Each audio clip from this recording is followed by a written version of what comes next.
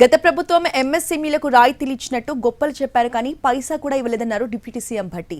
విడుదల చేయాల్సిన రాయితీలు 2,000 కోట్లుంటాయని సీఎం రేవంత్ రెడ్డి మంత్రి శ్రీధర్ బాబు తనకు చెప్పారన్నారు భట్టి. పెండింగ్ అమౌంట్ ఒకేసారి ఇవ్వలేమని విడతల వారీగా బకాయిలు చెల్లిస్తామన్నారు డిప్యూటీ సీఎం. గత ప్రభుత్వాలు ప్రకటించి అనౌన్స్ చేసి గొప్పలు చెప్పుకొని రూపాయి కూడా రిలీజ్ చేయకుండా వెళ్ళిపోయారు.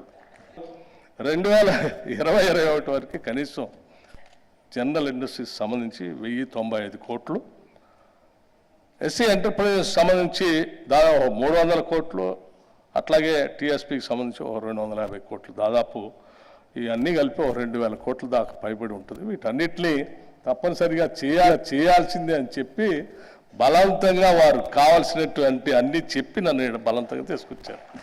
సో ఫైనల్గా ఎంఎస్ఎంఈ అట్లాగే పారిశ్రామికవేత్తలందరికీ అభినందనలు. ఏంటంటే అదే మంత్రి గారు మాట్లాడుతూ కూడా మీ అందరికీ చెప్పారు. ముఖ్యమంత్రి గారు ఒక నిర్ణయం తీసుకున్నారు, విధానపరమైన నిర్ణయం.